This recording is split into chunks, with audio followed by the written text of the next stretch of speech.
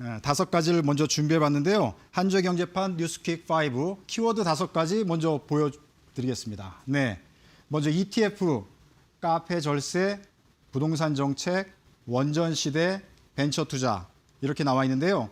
자, 키워드를 하나씩 자세하게 분석을 해드리도록 하겠습니다. 먼저 ETF 어떤 소식인지 큰 화면으로 보여주실까요? 네, 자 2억 원 우리 금융위원장이신데요. 자, 국내 단일 종목 2배 ETF 허용을 하겠다. 자, 국내 시장에서 상당히 좀 관심을 가질 그런 내용이 될 텐데요.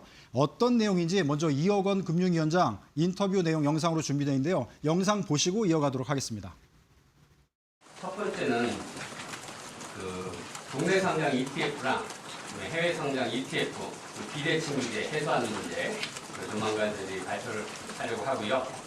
현재 해외에는 이게 출시가 되어 있는데 국내에는 출시가 안 되는 이제 비대칭 규제로 인해서 안 되는 문제. 그러다 보니까 이제 다양한 ETF에 대한 투자 수요가 국내에서 충족되지 못하고 있다. 이런 말씀들이 있어서요.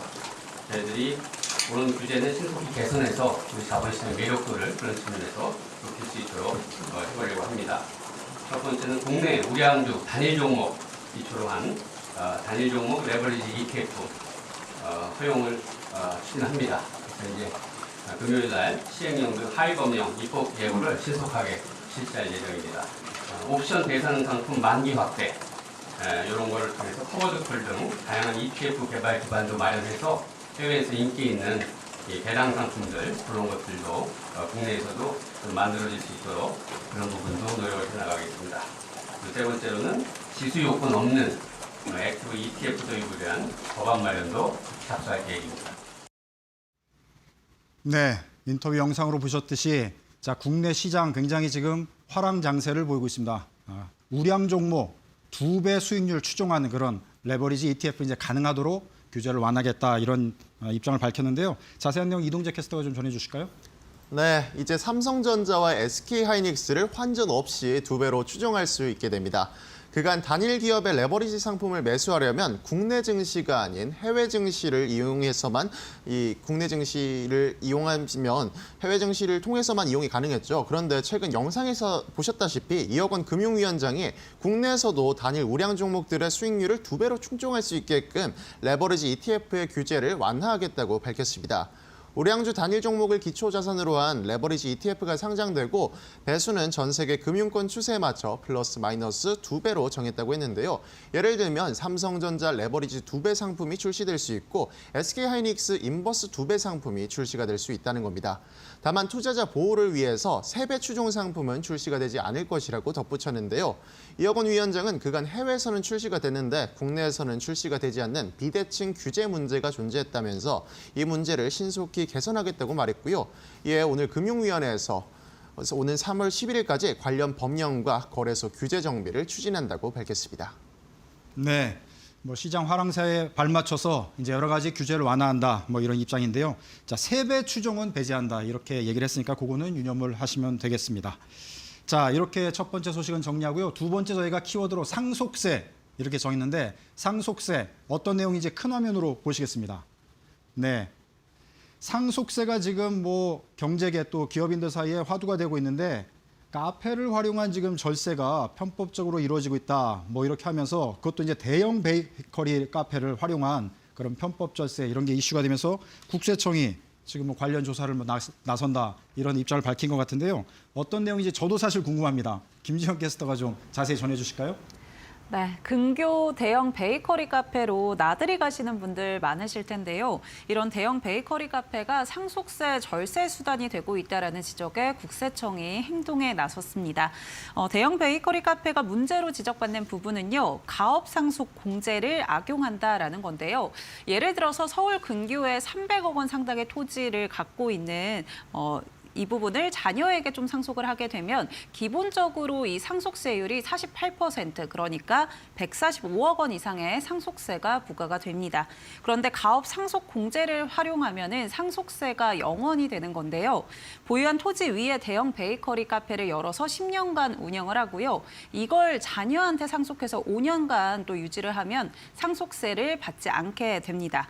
원래 가업 상속 공제는 중소, 중견기업을 지원하기 위해서 최대 600억 원 이상의 이 상속세 혜택을 주는 제도였는데 이런 악용을 좀 없애기 위해서 국세청이 행동에 나선다라고 보시면 될 것 같고요. 서울과 경기도권 베이커리 카페를 중심으로 해서 조사에 좀 나설 예정입니다. 탈세 혐의가 확인이 되면 세무조사를 추가적으로 진행한다고 하니까요. 이런 부분들 참고해 보시면 좋을 것 같습니다. 네. 뭐 상속세 한국이 뭐 세금이 높다고 뭐 많이들 얘기를 하시는데 그래도 여러 가지 편법적인 걸로 이제 악용을 하시면 안 되니까 좀 주의를 하셔야 되겠다 이런 생각이 듭니다. 자, 세 번째 저희가 키워드 양도세로 정해봤는데요. 어떤 내용인지 또 큰 화면으로 보시겠습니다. 네, 나오고 있는데요. 자, 이번 주 이게 아주 크게 이슈가 되고 있습니다. 다주택자 양도세 중과.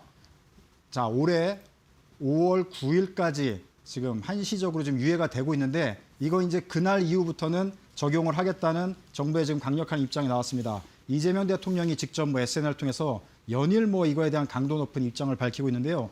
이 소식 관련해서 저희가 자세히 분석하기 위해 앞서 이제 양지영 전문위원 이제 소개시켜드렸는데요. 자, 양지영 신한 프리미어 패스파인더 부동산 전문위원 지금 나와 계십니다. 자, 이 뉴스 소식 자세히 보셨을 텐데요. 네. 자, 이재명 대통령이 이제 최근 세기를 박았지 않습니까?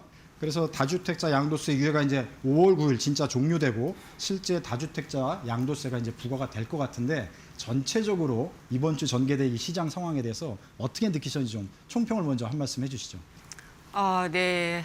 다주택자 양도세 중과 유예 부분들은 우선에는 사실 종료가 될 부분들은 네. 시기 조정은 좀 있을 가능성은 있어요. 하지만 네. 이게 이제 종료가 될 기조는 바뀌지 않을 것 같고요. 뭐 앞서도 말씀을 하셨기도 했지만 이재명 대통령이 이제 SNS를 통해서도 다주택자들 양도세 중과 유예 종료 부분들은 2025년 2월 기준으로 해서 사실 이미 정해진 부분들이다라는 부분들을 명확하게 한 부분들도 있고요. 그동안 이제 정부가 내놓은 부동산 대책들을 보면은 또한 그런 기조를 좀 느낄 수가 있습니다. 뭐 다 아시겠지만 작년에 6.27 대책으로 통해서 대출 규제 부분들을 강화를 했었고요. 그리고 1015 대책을 통해서 네.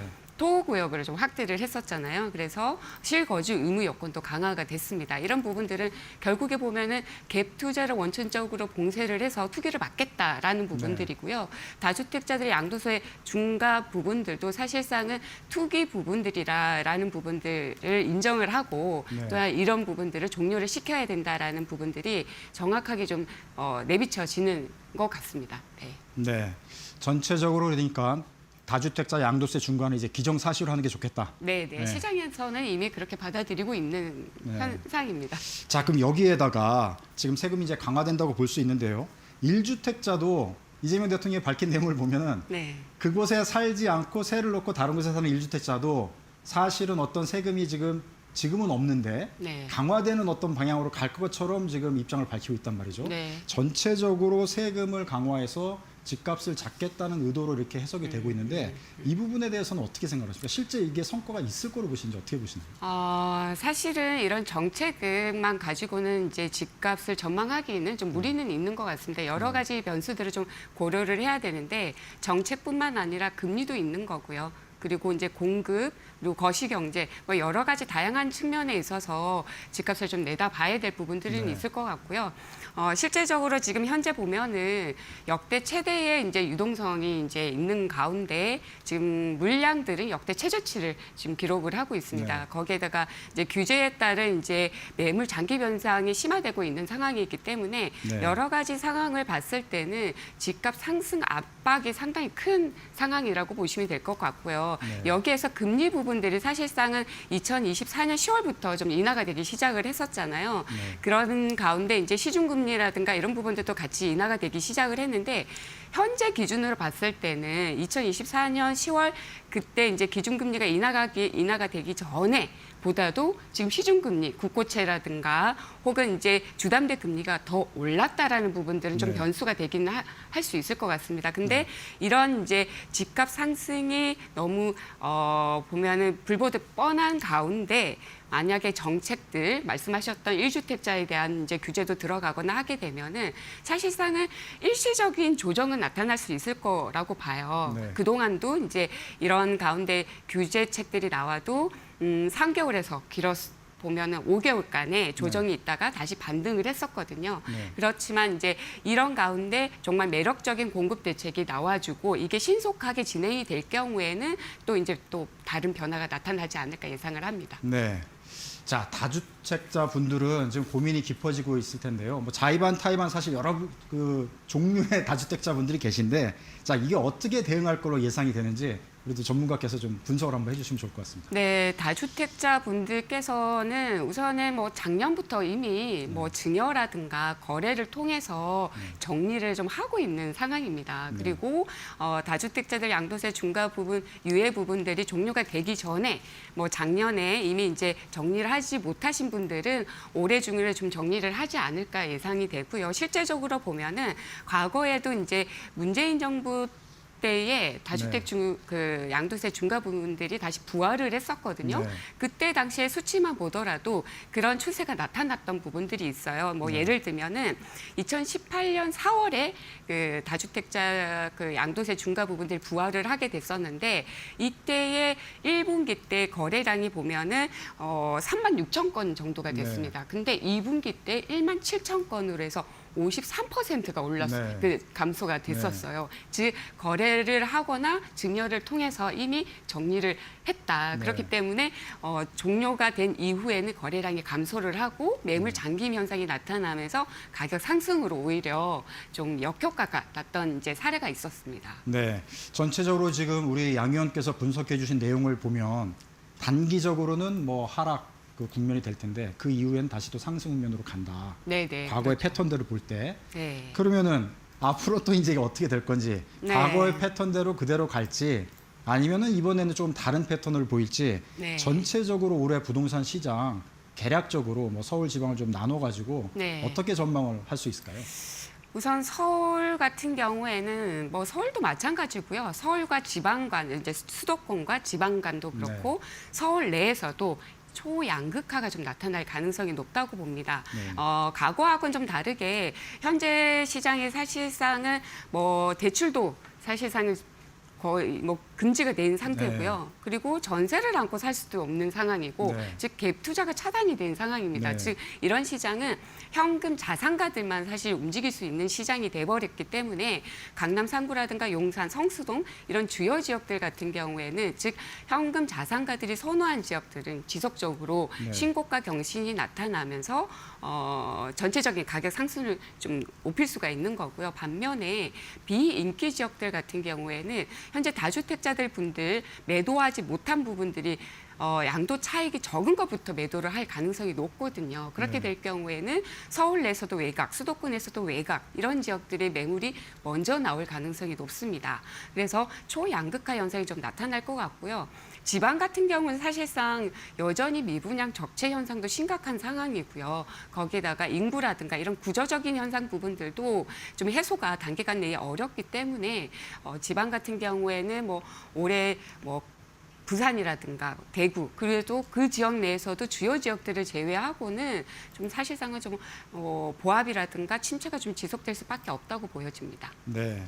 대체로 이제 지방은 뭐 화랑 장세는 기대하기 어렵고 뭐 상승도 좀 그렇고 보합 내지는 좀 하락세를 보일 걸로 이제 예상이 된다. 근데 서울 같은 경우는 수도권 포함해서 양극화가 더 강화된다. 네, 맞습니다. 이렇게 이제 전망을 해주셨어요.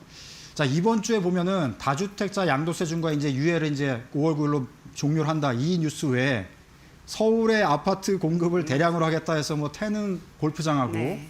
용산 국제업무지구 꼭 집어가지고 이제 국토부에서 발표를 했는데 네. 서울시는 지금 반발하고 있지 않습니까? 네, 네. 말이 안 된다. 뭐 그러면서 지금 서울 주택 공급이 지금 어떻게 되는 거냐? 서울 집값이 지금 어떻게 되는 거냐? 더 지금 논란이 뜨거워지고 있어요. 네. 서울을 좁혀서 보면 어떻게 또 전망을 하시겠어요? 이 주택 공급 문제를 포함해서 좀 분석을 네. 좀 해주시죠. 네, 어제 발표가 됐었죠. 네. 그러니까 129 주택 공급 대책을 보면은 우선은 서울 같은 경우에는 32,000호, 경기 같은 경우에 28,000호, 그리고 인천이 100호를 해서 총 6만 호를 이제 공급을 하겠다라는 거고, 거기에서 핵심은 용산 국제 업무지구, 경기에서는 과천 경마장, 그리고 뭐 노후 청사 부분들이 사실 도심에 많이 위치를 해요. 그래서 이 부분들이 입지적인 매력적인 부분들이 많이 포함이 됐다라는 점과, 그리고 이제 일정이라든가 그리고 사업지, 그리고 이런 등등등 뭐 좀 더 명확하게 가시화했다는 부분에서는 상당히 좀 긍정적으로 평가를 할 수 있을 것 같아요.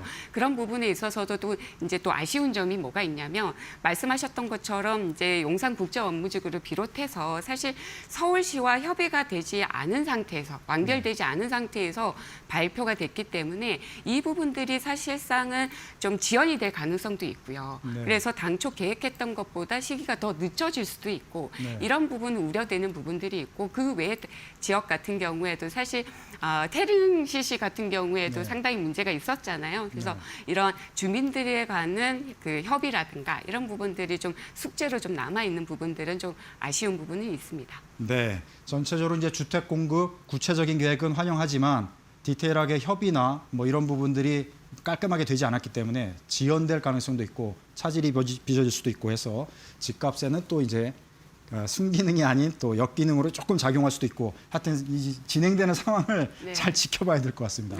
아주 부동산 시장이 지금 어렵습니다.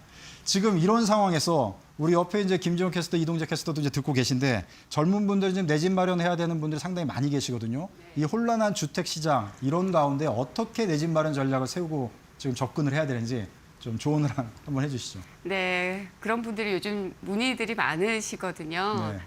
우선에는 주요 지역들이다. 그리고 이제 자금이 좀 마련되어 있으시다 그러면은 너무 쉽잖아요. 이제 주요 지역들, 그리고 시기는 빠르면 빠를수록 너무 좋은 거고요. 특히나 이제 주요 지역들 같은 경우에는 물론 이제 정비 사업이 탄력을 받고 공급이 잘 이루어진다고 한다면 기회가 많을 수는 있겠지만, 여전히 수요 대비 공급이 많이 부족한 상황이고, 그렇게 되면은 기회가 좀 줄어들 수밖에 없는 상황이고, 무엇보다도 지금 원자재 가격들이 지속적으로 상승을 하고, 이것은 결국엔 분양가가 또 오르게 되기 때문에 실수요자들이 들어갈 수 있는 부분들이 상당히 한정되어 있다라는 부분들이 있습니다. 하지만 최대한 내가 가능한 범위 내에서 가장 코어 단지라든가 코어 지역이라든가 이런 똘똘한 한 채로 매수를 빨리 나서시는 게 좀 유리할 것 같고요. 다주택자들 입장에서는 지금 이제 사실상 뭐 이재명 대통령이 이제 당초에도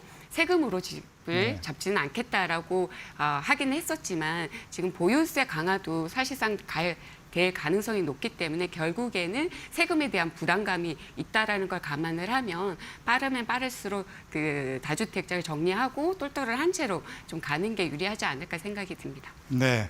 끝으로 이제 투자하시는 분들한테는 어떤 조언을 주시는지 짧게 한 말씀만 해주시면 좋을 것 같은데. 네, 부동산도 사실상 이제는 좀 그 대응을 하는 게 맞는 것 같아요. 이번 정부 같은 경우에 부동산 대책을 기습적으로 좀 내놓는 경향이 좀 있기 때문에 이런 부분들은 사실상 그 예상을 하고 접근하기는 어렵기 때문에 중장기적으로 내다보고 접근을 해서 안정적으로 가시는 것을 추천드리겠습니다. 네, 잘 들었습니다. 자, 이와 관련해서 혹시 이동재 캐스터나 김지원 캐스터 한 말씀 해주실 내용 있을까요? 지금 젊은 분들 입장에서 부동산 시장 지금 급변하고 있는데 내 집 마련을 어떻게 지금 준비할지 뭐 혼란하실 것 같은데 한 말씀 부탁드리겠습니다. 네, 사실 그 다주택자 양도세 중과가 저희 같은 청년층한테는 사실 그렇게 와닿는 내용은 아니었습니다만, 이게 결국에 양도세 중과가 되면서 매물도 나오고 또 수요가 계속 공급이 돼야 저희들도 내 집 마련을 할 수 있기 때문에 앞으로 정책을 통해서 공급이 원활하게 이루어지면 좋겠습니다. 네. 김지원 캐스터는? 저도 한마디 할까요?